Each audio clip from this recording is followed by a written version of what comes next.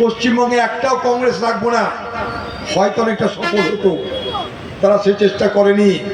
কংগ্রেসকে হারাতে চাইছে, কিন্তু কংগ্রেসকে উঠিয়ে দিতে চায়নি, উৎখাত করতে চায়নি। তার কারণ জ্যোতিবাবুরা বুঝতেন যে একদম যদি কংগ্রেস না থাকে এ বাংলায় সাম্প্রদায়িক শক্তি মাথাচাড়া দিবে।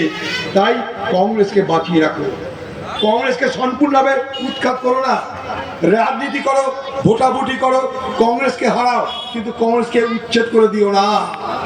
জ্যোতিবাবুরা বুদ্ধিমান ছিলেন, তাই তারা বুঝেছিলেন। মমতা ব্যানার্জি ক্ষমতার নেশায় নেশাগ্রস্ত হয়ে তিনি কি করলেন?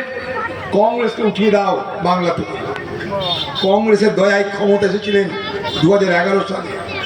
আসার পর থেকে তিনি শুরু করলেন কংগ্রেস উচ্ছেদ অভিযান, কংগ্রেস খেদা অভিযান। এ বাংলায় ধীরে ধীরে কংগ্রেসকে খতম করার রাস্তায় তিনি নামলেন। তখন আমরা বলেছিলাম আপনি এ খেলা খেলবেন না, আপনি এ খেলা খেলবার সুযোগ নিয়ে বিজেপি পার্টি বাংলায় তারা তাদের শক্তি বাড়াবে। আগামী দিনে বিজেপি পার্টি এই বাংলায় ক্ষমতা বাড়াবে আপনার দৌলতে। মমতা ব্যানার্জি শোনেনি। সেদিন বলেছিল কংগ্রেস পচা দল, দুর্গন্ধের দল, কংগ্রেস করেছি বলে আমার লজ্জা হয়, তাই কংগ্রেসকে মুছে দাও। বিজেপির বিরুদ্ধে কোনো রকম পদক্ষেপ নেয়নি।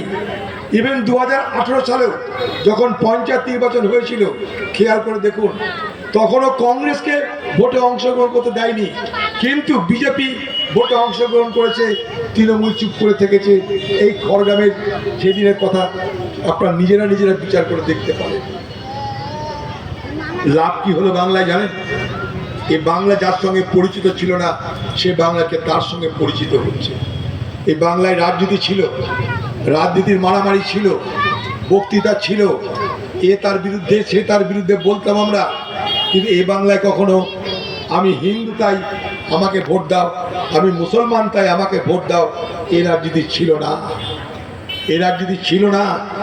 আমি পরপর 5 বার এমপি হয়েছি এই মুর্শিদাবাদেরই বহরমপুর লোকসভা কেন্দ্র থেকে।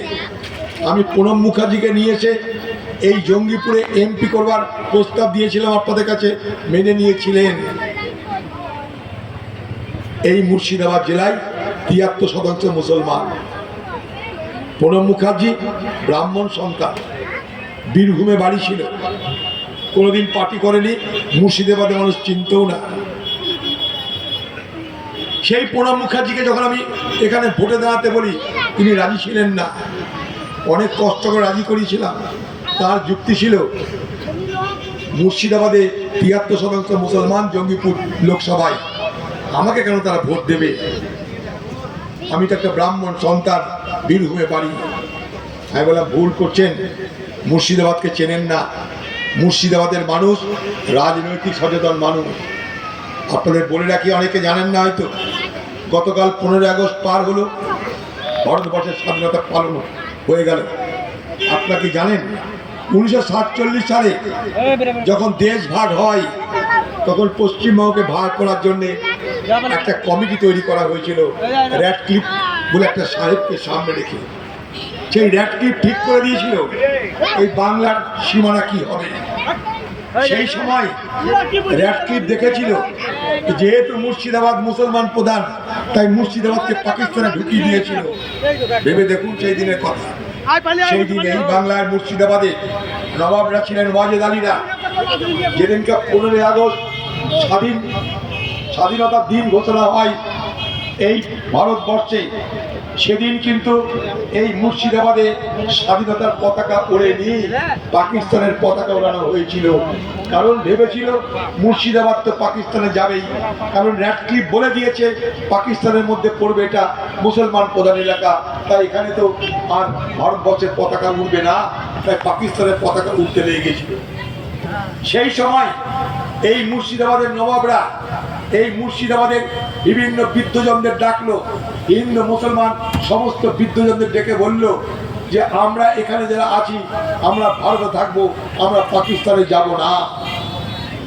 2 দিন পর 17 আগস্ট এই মুর্শিদাবাদ স্বাধীন হয়েছিল। তাই মনে রাখবেন 47 সালের 15 আগস্ট কিন্তু আমাদের এই মুর্শিদাবাদ জেলায় স্বাধীনতার পতাকা আমরা ওড়াইনি। আমরা স্বাধীনতার পতাকা উড়িয়েছিলাম 1947 সালের 17ই আগস্ট। সেদিন যদি মুসলমান মনে করত পাকিস্তানে চলে যাব, তাহলে তারা পাকিস্তানে চলে যেত, মুর্শিদাবাদ পাকিস্তান হয়ে যেত। সেদিন কিন্তু এই মুর্শিদাবাদের মানুষ তারা মুসলমান সংখ্যাগরিষ্ঠ হওয়া সত্ত্বেও তারা ধর্মনিরপেক্ষ ভারতবর্ষের সঙ্গে তাদের ভবিষ্যতের ভাগ্যকে তারা বেঁধে দিয়েছিল। তারা মনে করেছিল আমরা ধর্মনিরপেক্ষ ভারতবর্ষের বাসিন্দা থাকবো, পাকিস্তানের বাসিন্দা হব না। আজকে সেই সচেতন মুর্শিদাবাদ বাসীর কথা আমাদের মনে রাখতে হবে। এই সেই মুর্শিদাবাদ যারা পাকিস্তান